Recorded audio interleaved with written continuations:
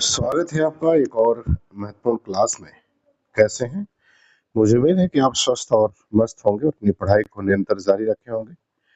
यदि आप UGC NET, LT grade, JSC, GDC, KVS, NBS इन परीक्षाओं की तैयारी कर रहे हैं तो यह क्लास आपके लिए बहुत महत्वपूर्ण है।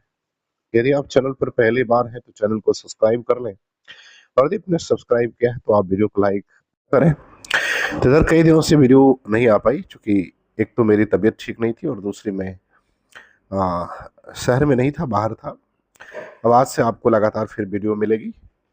तो चलिए शुरू करते हैं आज की एक और महत्वपूर्ण क्लास। पहला सवाल देखते हैं क्या कह रहे हैं। पहला सवाल कह रहा है कि दुनिया का सबसे अनमोल रत्न कहानी सर्वप्रथम किस पत्रिका में प्रकाशित हुई थी? ए चांद, बी सरस्वती, सी हंस और डी जमाना। तो प्रेमचंद के द्वारा लिखित यह कहानी है और आपको ये बताना है कि यह कहानी जो है वो सबसे पहले किस पत्रिका में प्रकाशित हुई थी। तो ये जमाना पत्रिका में प्रकाशित हुई थी। विकल्प डी उत्तर इसका जो है वो सही होगा।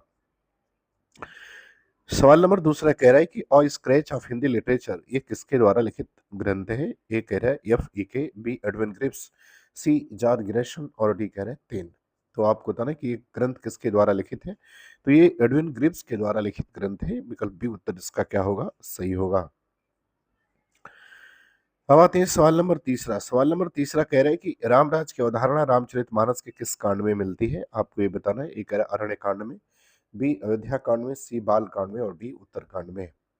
तो रामचरितमानस गोस्वामी तुलसीदास के द्वारा लिखित रचना है और इसकी भाषा जो है वो अवधी है।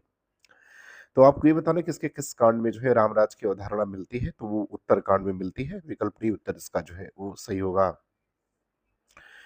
चौथे सवाल पर आते हैं। कह रहे कि नानक वाणी के संपादक कौन है? ये आपको बताना है। ये कह रहे जयराम मिश्र, बी परशुराम चतुर्वेदी, सी श्याम सुंदर दास और डी कह रहे बाबू गुलाब राय। तो चौथे प्रश्न का उत्तर बताना है कि नानक वाणी के संपादक कौन है? तो ये जयराम मिश्र है। विकल्प ए उत्तर इसका सही होगा। पांचवें सवाल पर आते हैं। कहते हैं हृदय में मूल रूप से विद्यमान रहने वाले भावों को हम क्या कहते हैं? ए कह रहा है विभाव, बी अनुभाव, सी संचारी भाव और डी कह रहा है अस्थायी भाव। तो हृदय में मूल रूप से विद्यमान रहने वाले भावों को हम अस्थायी भाव कहते हैं। विकल्प डी उत्तर इसका सही होगा। छठवां प्रश्न कह रहा है कि मिल भी गई उर्वशी यदि तुमको इंद्र की कृपा से उसका हृदय कपाट कोने कौन तेरे निमित्त खोलेगा? उपयुक्त पंक्तियां उर्वशी के किस पात्र ने किससे कही हैं? ए पुरुरवा उर्वशी से, बी विश्वमान सुकन्या से, सी क्रम महर्षि च्वन्य उर्वशी से और डी करेक्ट सुकन्या पुरुरवा से। तो छठवें प्रश्न का उत्तर बताना है। इसका सही उत्तर क्या होगा? उर्वशी के किस पात्र ने ये किससे कहा है? तो ये पुरुरवा ने उर्वशी से कहा है। विकल्प ए उत्तर इसका सही होगा। सातवें प्रश्न पर आते हैं। कि राहुल सांकृत्यायन ने इसमें किसकी जीवनी जो है वो नहीं लिखी है? ए स्टालिन, बी कार्ल मार्क्स, सी थॉमस मूर और डी कह रहे कि माओ त्से तुंग। तो आपको ये बताना कि किसकी जीवनी जो है उन्होंने नहीं लिखी है। स्टालिन की, कार्ल मार्क्स की, थॉमस मूर की या माओ त्से तुंग की। तो इन्होंने माओ त्से तुंग, कार्ल मार्क्स और स्टालिन की जीवनी लिखी है। थॉमस मूर की जीवनी नहीं लिखी है। विकल्प सी उत्तर इसका सही होगा प्रश्न नंबर 7वें का। आठवें प्रश्न पर आते हैं। कह रहे हैं कि घनानंद प्रेम की यातना के कवि है। कहीं इनमें बेचैनी, तड़प और विहलता की प्रणयकाली झंझा है तो कहीं विषाद का गहनतम मौन यानी यातना की चरम परिणति है। उपयुक्त कथन किस आलोचक का है? ए बच्चन सिंह, बी रामचंद्र शुक्ल, सी नगेंद्र और डी हजारी प्रसाद द्विवेदी। तो आठवें प्रश्न का उत्तर बताना है कि ये जो है वो कथन किस आलोचक ने कहा है? तो ये बच्चन सिंह का है। विकल्प ए उत्तर इसका सही होगा।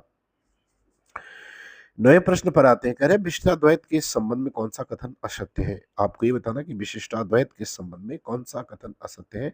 ए जगत शरीर है और ब्रह्म शरीरी, बी कह रहे जगत वास्तविक है, सी कह रहे जगत मिथ्या है और डी कह रहे कि ब्रह्मा जीव और जगत को धारण करता हुआ उसका नियमन करता है। तो आपको ये बताना कि विशिष्टाद्वैत के संदर्भ में कौन सा कथन असत्य है। तो कथन ये है जगत मिथ्या है।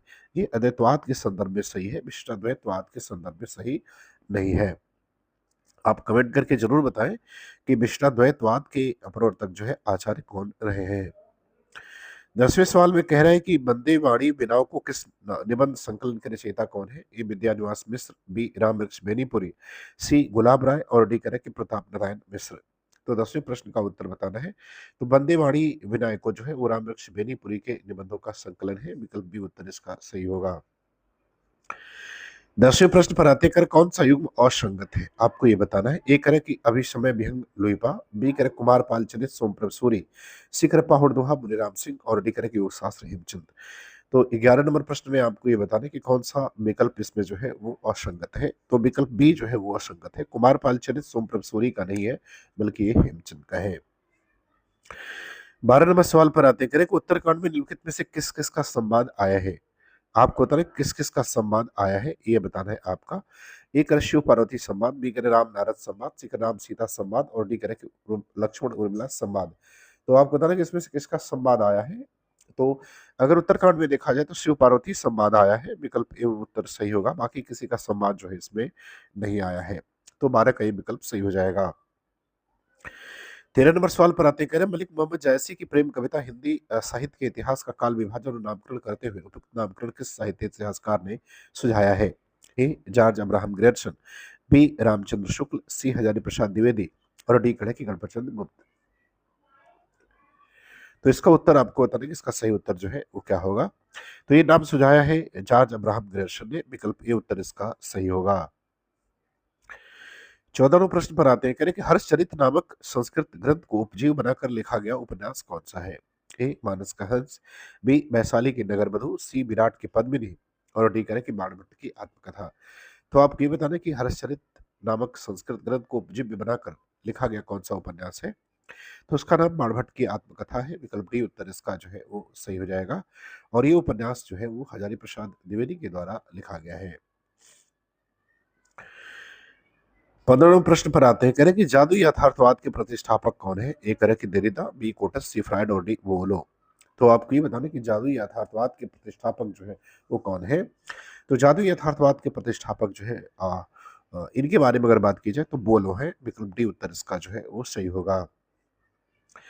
16वें प्रश्न पर आते हैं, कह रहे कि रस तरंगिणी के रचयिता कौन है? ए करें मम्मट, बी कुंतक, सी भानुदत्त और डी करें कि रूप गोस्वामी। तो 16 नंबर प्रश्न का उत्तर बताना है कि रसतरंगिणी के रचयिता कौन है। मम्मट है, कुंतक है, भानुदत्त है या रूप गोस्वामी है। तो इसके रचयिता भानुदत्त है, विकल्प सी उत्तर इसका जो है उत्तर सही होगा। 17वें प्रश्न पर आते हैं, कह रहा है कि किस रेखा चित्र में कहा गया है कि ग्रामीण समाज अपने रस समुद्र में व्यक्तिगत भेद बुद्धि और दुर्बलताएं सहज ही डुबा देता है, इसी से इस भाव स्नान के उपरांत वह अधिक अस्वस्थ रूप प्राप्त कर सकता है। ए स्मृति की रेखाएं, बी लाल तारा, सी ठकुरी बाबा और डी रेखा और रंग। तो आपको ये बताना है कि ये जो है किस रेखा चित्र में कहा गया है, ये आपको बताना है। तो ये ठकुरी बाबा में कहा गया है, विकल्प सी उत्तर इसका जो है वो 17 का सही हो जाएगा। 18 नंबर सवाल पर आते हैं। 18 नंबर सवाल में कह रहे हैं कि इसमें केवल बच्चन जी का परिवार उसका व्यक्तिगत ही नहीं उभरा, व्यक्तित्व ही नहीं उभरा, बल्कि उनके साथ समूचा काल और क्षेत्र भी अधिक गहरे रंगों में उभरा है। क्या भूलूं का याद करूं आत्मकथा के संदर्भ में कथन किसका है? ए से मुगल सिंह सुमन, बी नरेंद्र शर्मा, सी हजारी प्रसाद द्विवेदी और डी करेक्ट धर्मवीर भारती। तो 18वें प्रश्न का उत्तर आपको बताना है कि इसका सही उत्तर जो है वो क्या होगा। तो इसका सही उत्तर अगर देखा जाए तो इसका सही उत्तर हजारी प्रसाद द्विवेदी हो जाएगा। ये कथन से हजारी प्रसाद द्विवेदी का है। 19 नंबर सवाल पर आते हैं, कह रहा है क्या कि वक्रोक्ति संप्रदाय के विरोधी आचार्य हैं, ये आपको बताना है। ए करे आचार्य विश्वनाथ, बी भामा, सी मम्मट और डी करे रुद्रट। तो आपको ये बताना है कि वक्रोक्ति संप्रदाय के विरोधी आचार्य कौन है, 19 में बताना है। तो इसके विरोधी आचार्य आचार्य विश्वनाथ है, विकल्प ए उत्तर इसका सही होगा। 20वें सवाल पर आते हैं, कह रहे हैं कि काव्य आत्मा की संकलनात्मक अनुभूति है जिसका संबंध विश्लेषण, विकल्प या विज्ञान से नहीं, तथा कवि की अनुभूति को हम उसके परिणाम में अव्यक्त देखते हैं, उपयुक्त कथन किसका है? ए जयशंकर प्रसाद, बी महादेवी वर्मा, सी सुमित्रानंद पंत और डी कहना प्रेमचंद। तो 20वें सवाल का उत्तर बताना है कि ये कथन किसके द्वारा कहा गया है।